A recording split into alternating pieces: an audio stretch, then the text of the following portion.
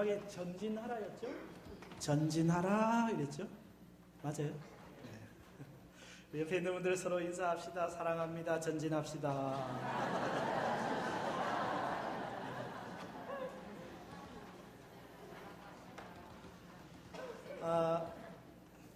빛이 딱 반사가 돼가지고, 그렇죠? 한쪽이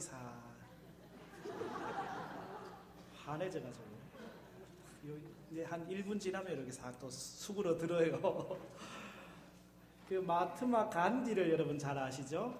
인도의 아주 성자로 이렇게 불려진 이 마하트마라고 하는 말이 위대한 영혼이라고 하는 그런 뜻을 갖고 있는 이름이 아니고, 간디가 이름이고 마하트마는 위대한 영혼이라고 하는 별명입니다.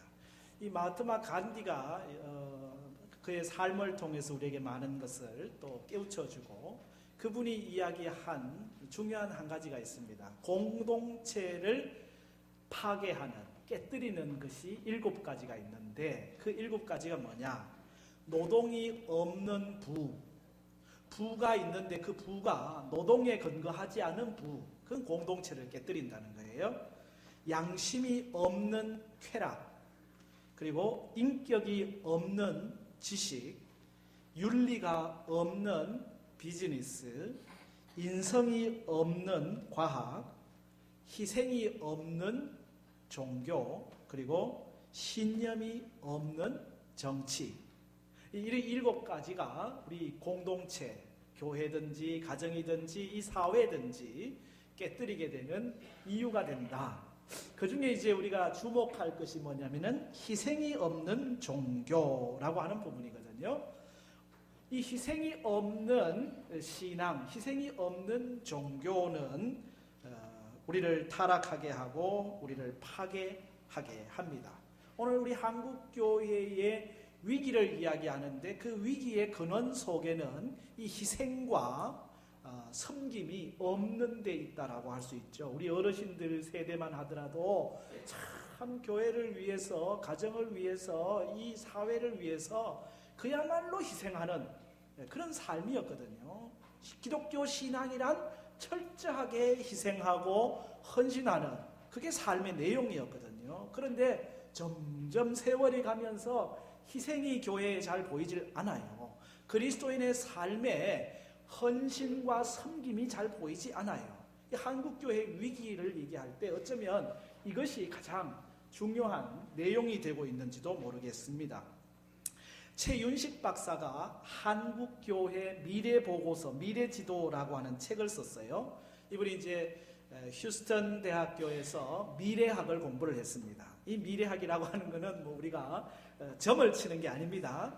지금 현재 모든 사회 현상들을 종합적으로 연구를 해가지고 이 사회 현상이 앞으로 10년 아니면 30년, 50년 뒤에는 어떻게 나아가게 될 것인가. 현재를 기초로 해서 앞을 내다보는, 그게 이제 미래학이거든요. 우리 한국교회의 미래 지도는 어떻게 될 것인가에 대한 그런 연구 보고서를 냈습니다. 이 한국교회의 위기를 진단하면서 4가지를 이야기하는데, 그 첫째가 교회의 근원적인 에너지인 복음의 열정을 우리가 잃어버렸다. 예수 그리스도를 통한 이 놀라운 구원의 복음, 이 복음에 열정적으로 나아가야 되는데 우리가 복음을 잃어버리고, 복음이 없는 교회, 복음이 없는 신앙생활을 하는 것이 가장 위기의 진원이다.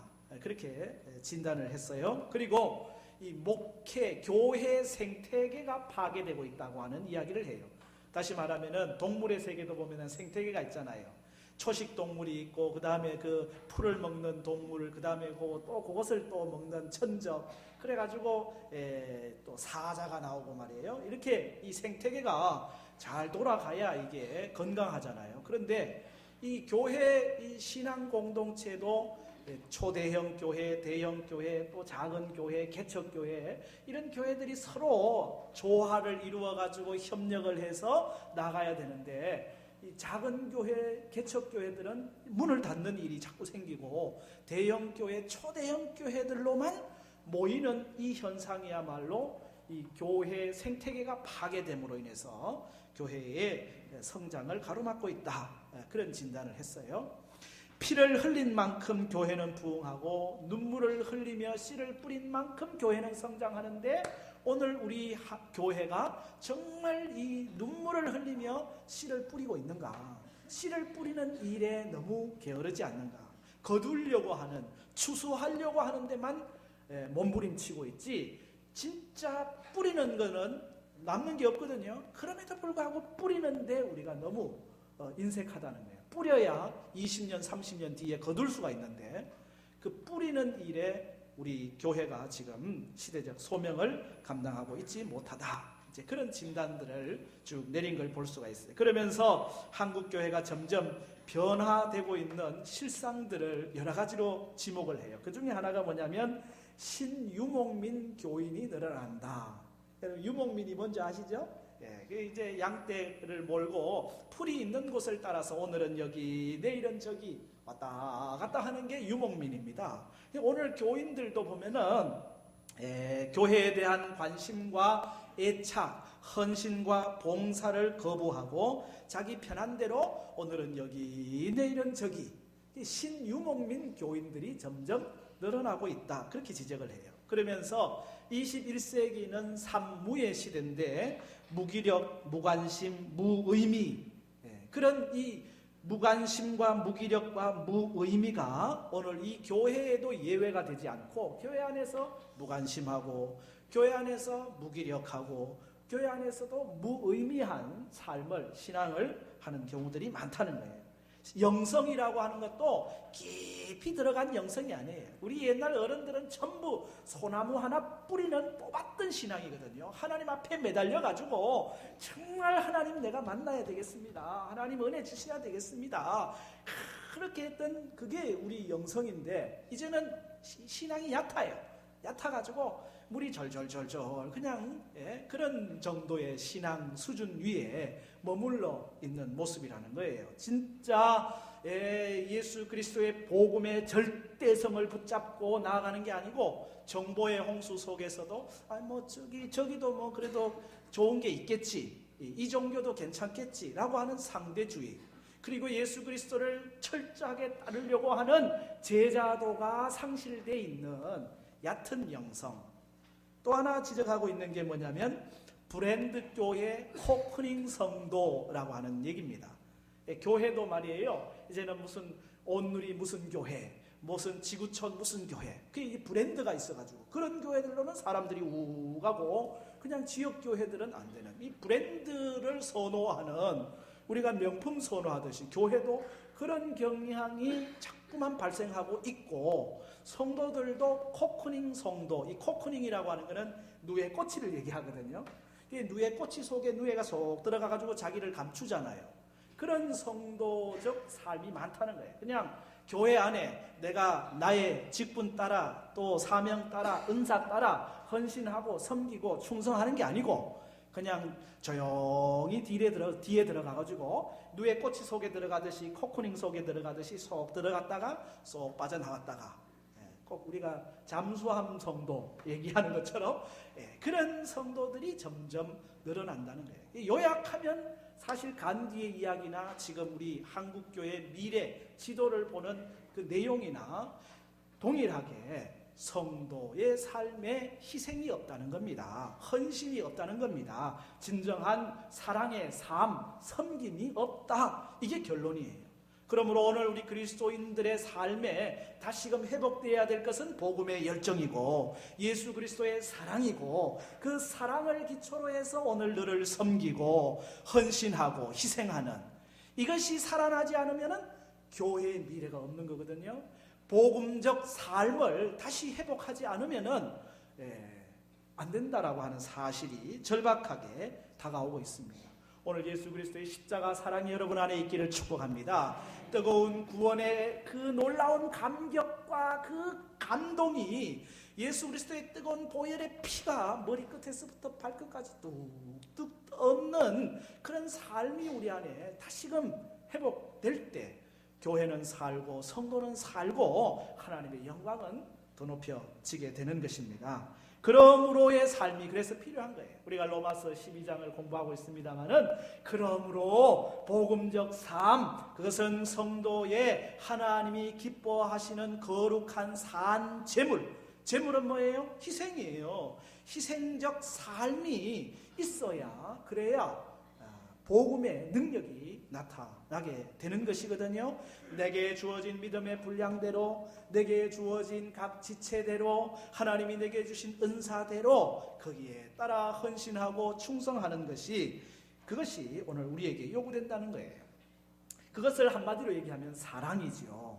사랑의 섬김이죠. 그 사랑의 섬김이 있는 곳에 변화가 있고, 사랑의 섬김이 있는 곳에 감동이 있게 되는 거거든요. 아프리카 선교의 대업을 이룩한 그 스코틀랜드 선교사 리빙스턴, 그 리빙스턴이 죽고 난 다음에 그의 묘가 만들어지고 그 묘비를 세웠어요. 그 원주민들이 그의 묘비에 뭐라고 썼느냐? 당신이 오기 전까지 우리는 어둠이었습니다. 그러나 당신이 떠난 지금 우리는 빛입니다. 이 말이 묘비에 쓰였다니까요.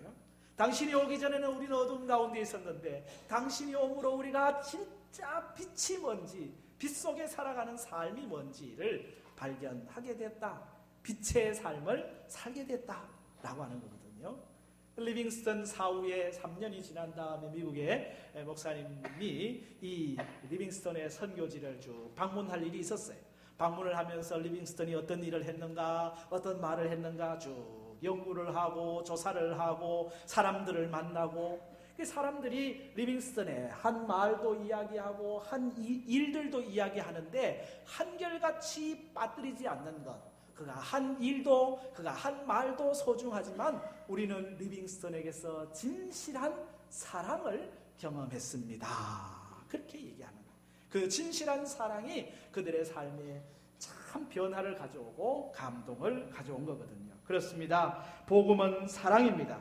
우리를 향한 지극한 하나님의 사랑, 바다에 온 물을 다 가지고 하늘을 두루마리 삼고 다 기록해도 다 기록할 수 없는 사랑, 하나님 크신 사랑은 측량 다 못하며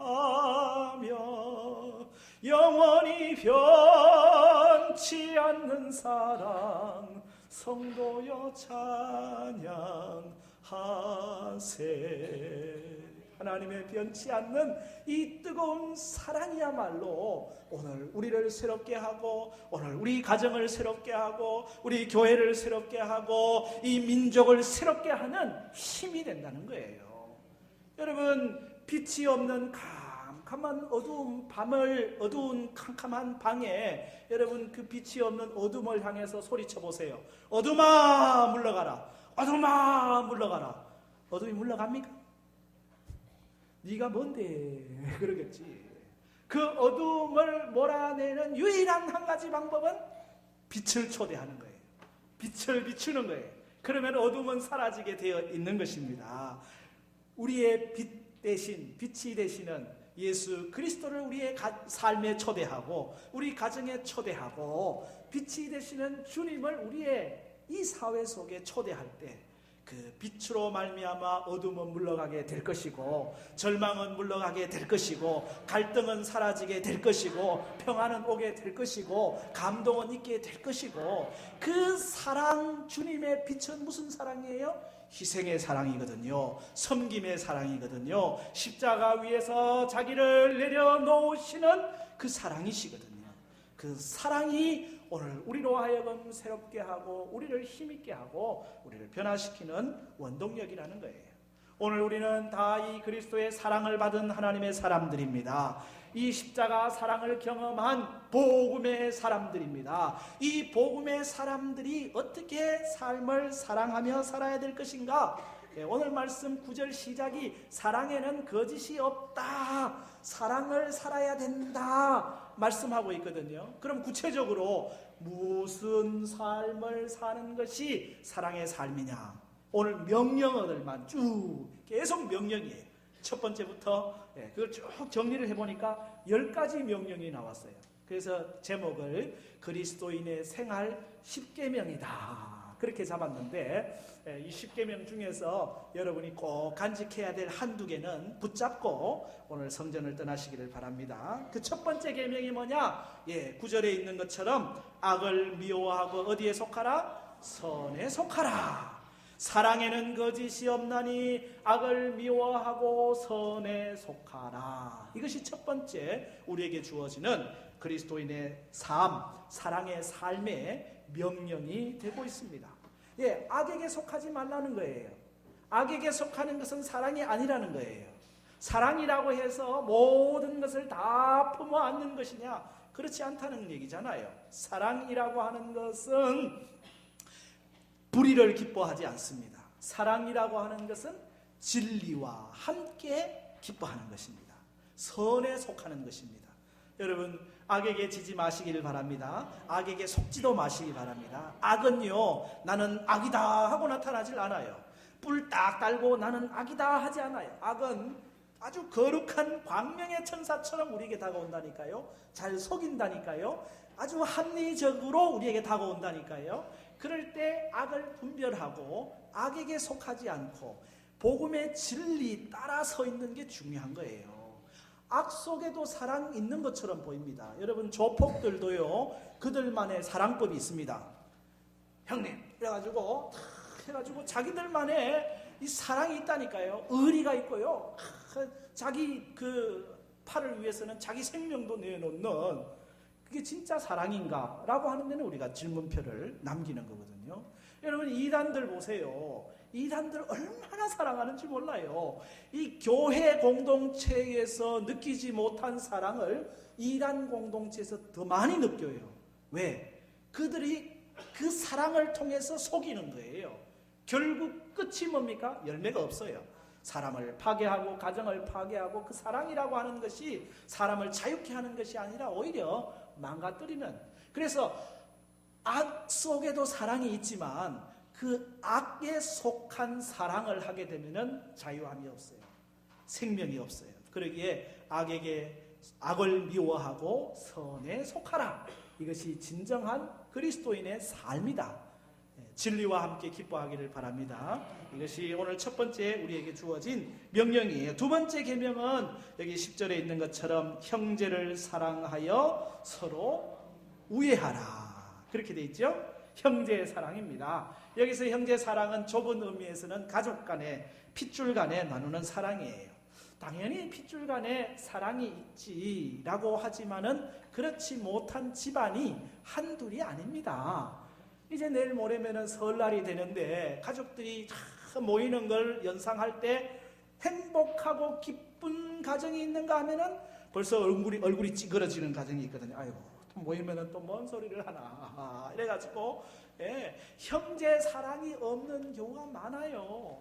성경은 뭘 얘기합니까? 형제를 사랑하여 서로 우애하라. 여러분의 가족들을 주의 사랑으로 사랑하시기를 바랍니다. 형제 간에 우애하시기 바랍니다. 이건 하나님의 명령, 계명입니다. 서로 존경하고 서로 칭찬하고 격려하고 말이에요. 명절에 만나거든 하여튼 무조건 칭찬하세요. 야, 너 왜 얼굴이 왜 그래 졌냐? 요즘 왜 요즘 어렵냐? 뭐 이렇게 자꾸 비판하지 말고, 그죠? 이왕이면은 칭찬하는 거예요. 청주에 가면은 청주 상당교회가 있어요. 상당교회 목사님이 그렇게 얘기를 하시더라고요. 자기를 다른 분들이 소개를 할 때 어떤 분은 이렇게 소개한다요. 상당한 교회 목사님이십니다. 그러면 기분이 좋대요. 근데 어떤 사람은 꼭 이렇게 소개를 한대요. 상당한 교회 목사님입니다. 이왕이면은 상당한 교회 이렇게 해주면 좋을 걸 왜 상당한 교회 목사님이라고? 그 사람 속을 가만 뒤집어 봤더니 그 속이 꼬여 있는 거예요. 쓴뿌리가 있는 거예요. 말이라고 하는 것은 인격이 옷을 입고 나온 게 말이거든요. 그 말 속에는 그 사람의 인격이 숨어져 있거든요. 여러분의 말은 언제나 라면처럼 비비 꼰 말이 아니라 바른 말이 되기를 바랍니다. 칭찬의 말이 되기를 바랍니다. 격려의 말이 되기를 바랍니다. 이 형제간에 서로 우애하는 게 얼마나 좋은 일이에요. 설 명절에 하여튼 칭찬하고 격려하고 사랑하고 축복하고 할렐루야 아멘도 하고 그래서 서로 희생하고 그렇죠. 그게 필요해요. 이게 넓은 의미에서 형제 사랑이라고 하는 것은 오늘 우리 모든 그리스도인들의 사랑, 한 피바다 한 몸 이룬 형제여 친구들이여, 우리는 다 한 피바다 한 몸 이룬 예수 그리스도의 피로 한 아버지 하나님을 섬기는 한 가족이잖아요. 이 가족이 우애를 해야지 하나님이 기뻐하지. 자녀들이 토닥토닥 싸워보세요. 부모들이 즐겁습니까? 고기 반찬을 먹어도 돌을 씹는 것 같은 거예요. 행복이란 효라고 하는 것은 서로 간의 우애를 통해 이루어지는 것처럼 성도들의 사랑도 그런 거예요. 하나님이 언제 기뻐하시느냐? 형제 간에 우애할 때 기뻐하시는 줄 믿습니다. 서로 사랑할 때 기뻐하시는 줄 믿습니다. 그래서 형제 간에 서로 사랑하며 우애하라. 이게 이제 명령으로 우리에게 주어지고 있어요. 그 다음에 여기 10절에 세 번째 계명이 주어지는데 존경하기를 서로 뭐 하라? 먼저 하라. 존경하기를 서로 먼저 하라. 여러분 서로를 존경하기를 바랍니다. 목사님, 존경할 구석이 있어야 존경을 하죠. 존경할 구석이 없는 사람을 존경하는 게 그게 진짜 존경이죠. 존경할 만한 사람을 존경하는 것은 너도 하고 나도 하고 다 하는 거지. 그건 당연한 거지. 그러나 존경할 게 아무리 없어요. 그래도 그 사람도 찾아보면 존경할 게 있을까요? 없을까요? 있어요. 99가지 다 버려도 찾아보면 한 가지는 그래도 잘하는 게 있다고요. 그 한 가지 나은 게 있어요. 나보다 낫고요. 존경할 만한 게 있어요. 다 신통차는데 그 한 가지, 그걸 찾을 수 있기를 바랍니다. 그리고는 너는 참 그거 잘한다. 나는 그 점에 있어서 내가 정말 존경한다. 존경을 베풀어요. 그러면 그 사람은 그것 때문에 기분이 좋아가지고 그거를 더 많이 할 거예요. 그러다 보면은 자기가 잘 못하던 99가지는 자꾸 없어지고 잘하는, 칭찬받는, 존경받는 그 점은 자꾸 확장이 되고, 존경하기를 서로 먼저 하라 말씀하는 거예요. 제가 주례를 하면은 꼭 안 빠뜨리려고 하는 게 있습니다. 아내는 남편을 잘 존중해야 된다. 그래서 남편을 왕으로 이렇게 섬기면은 아내가 뭐가 되는 거예요? 왕비가 되는 거지. 왕비가 되는 거예요. 왕의 부인이 왕비잖아요. 그런데 종 부리듯 하면은 뭐가 되는 거예요? 종 니언의 여의 니언이 되는 거예요. 그 같은 한 집안이니까. 그러니까 뭔 얘기냐? 내가 상대를 존중해주면 내가 낮아지는 거예요? 아니요. 나도 같이 올라가는 거예요. 서로 뭐 하라? 존경해라. 존경하는데 어떻게 해라? 먼저 해라. 할렐루야. 먼저라고 하는 게 너무너무 중요한 거예요. 서로 먼저 존경하는 거예요. 내가 상대방이 사과를 하면 내가 사과를 하지가 아니에요. 내가 먼저 사과하는 것이고요. 서로 형님 먼저, 아우 먼저. 저 이 선전이 참 좋아요. 옛날에 라면 선전, 그죠? 나와가지고 형님 먼저, 아우 먼저, 그럼 내가 먼저, 뭐 이래 하여튼 이게 얼마나 멋있어요. 서로 인정을 해주고 서로 존중해주고 하나님이 기뻐하시는 것이 바로 이런 것입니다. 시편 133편 1절에 세상에 아름다운 것 많지만, 세상에 선한 것 많지만 무엇이 제일 선하냐, 무엇이 제일 아름다우냐? 형제가 연합하여 동거함이다. 그래서 하나님이 거기에서 복을 명하셨으니 영생이다. 영생이다. 마태복음 5장에 그러므로 예물을 제단에 드리려다가 거기서 내 형제에게 원망 들을 만한 일이 있거든, 생각나거든, 예물을 제단 앞에 두고 먼저 가서 형제와 화목하고 그 후에 와서 예물을 드리라. 아멘. 먼저 사랑하라는 거예요. 여러분 오늘 예배가 끝나고 혹시 여러분 안에 원망하고 미워하고 상처를 주거나 받거나 했던 일이 있으면 여러분이 먼저 가서 전화하시길 바랍니다.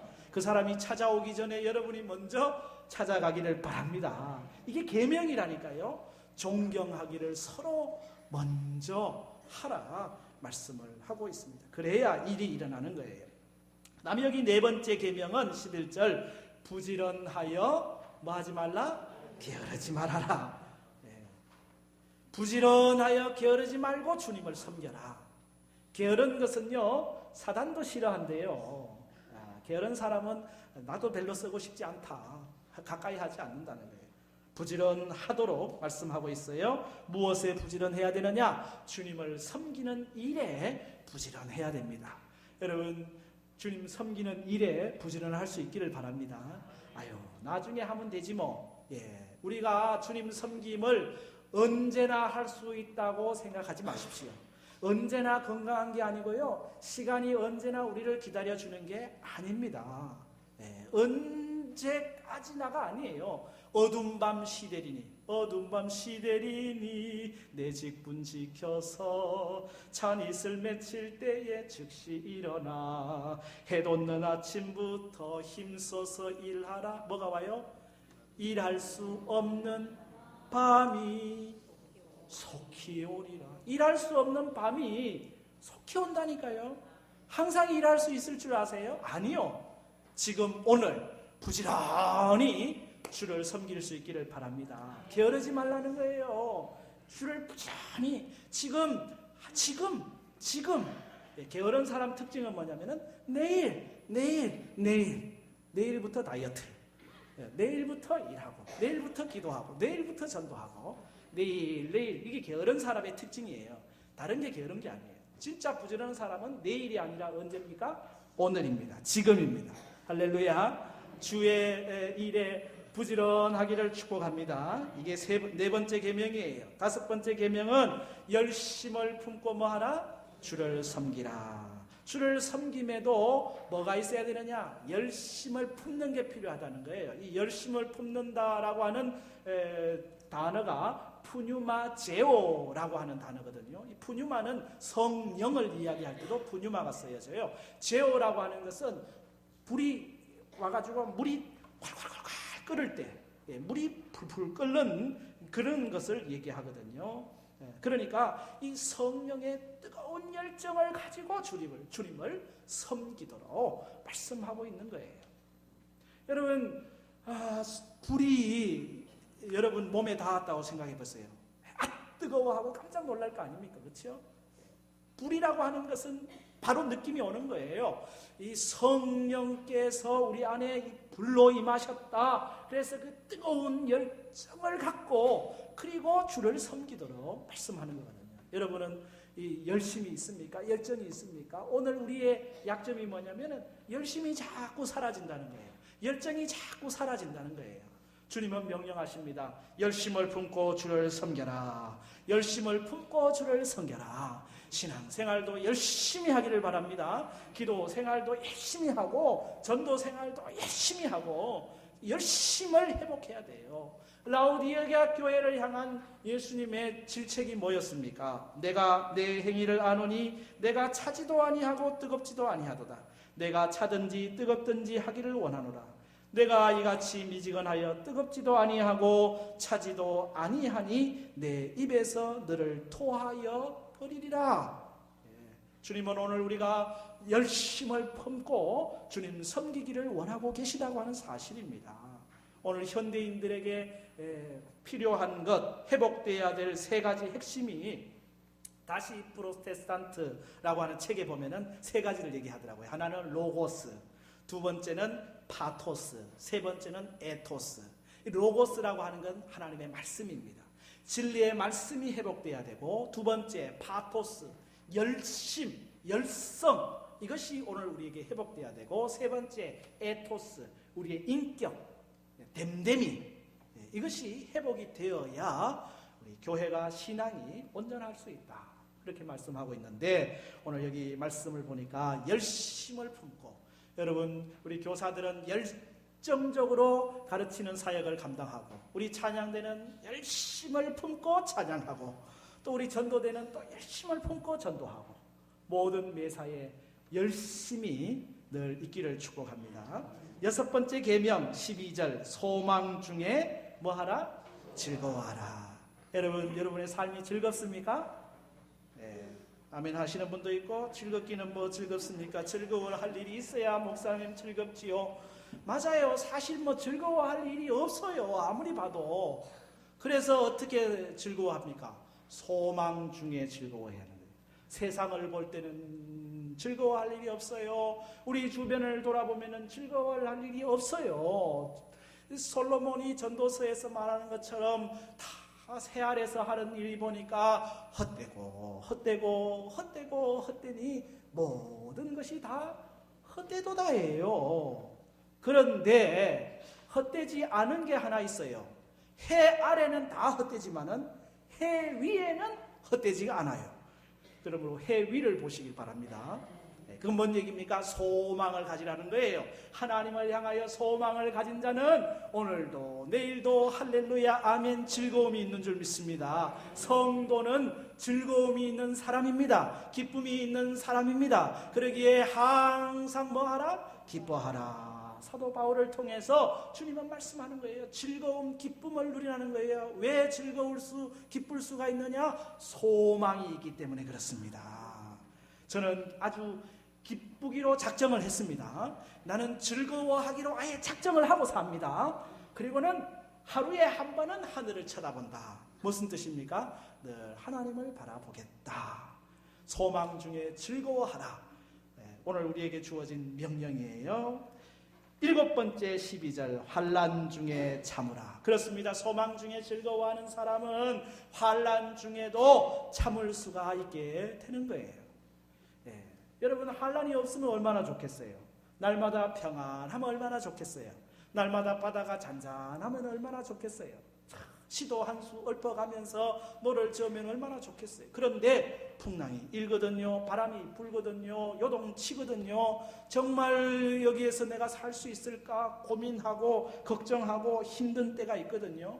오늘 우리가 살아가는 이 세상은 인간의 죄악과 탐욕으로 말미암아 환난이 있습니다. 주님 섬김으로 인한 고난도 있습니다. 그러나 현재의 고난으로 인하여 우리가 주저앉지 않는 것은 앞으로 나타날 하나님의 영광이 훨씬 더 크기 때문에 로마서 8장 18절에 생각하건대 현재의 고난은 장차 우리에게 나타날 영광과 비교할 수 없느니라. 하나님의 영광을 바라보면 환난 가운데도 참게 되는 것입니다. 고난과 어려움이 있는 가운데서도 참을 수 있는 힘이 우리 가운데 있는 거거든요.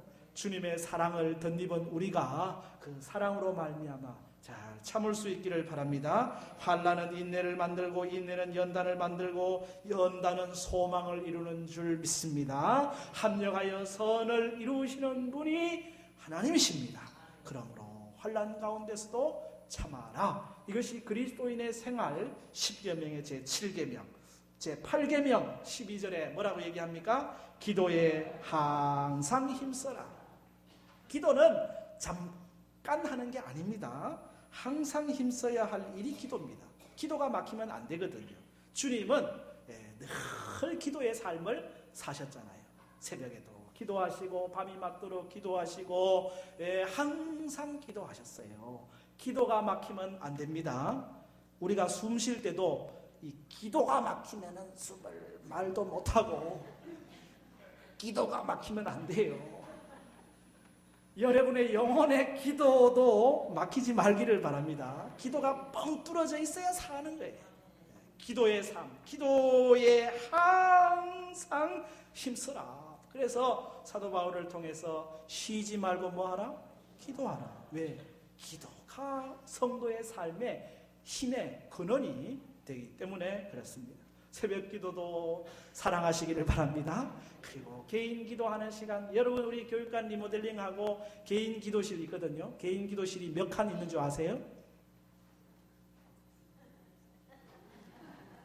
7칸. 7칸 개인 기도실이 다 있어요. 옆에 단체 기도실 30명은 좋게 들어가서 기도할 수 있는 공간이에요. 여러분 이 개인 기도실도 잘 활용해 주시기를 바랍니다. 나는 주중에 교회 못 오는데 주일날 오셔가지고 잠깐이라도 근데 잠깐 앉았다가는 좀 얼 거예요. 여기는 개인 난방이라 가지고 그 전기 스위치 올려놓고 10분 지나야 이제 따뜻해지니까. 그러니까 좀 처음에는 좀 떠는데, 제가 이제 그 방들 중에 하나는 항상 난방을 좀 해놓으려고, 다 할 수는 없고 항상 난방을 한 방 내지는 2방은 해놓으면은 거기는 누구든지 오면은 바로 따뜻한 데서 기도할 수 있게.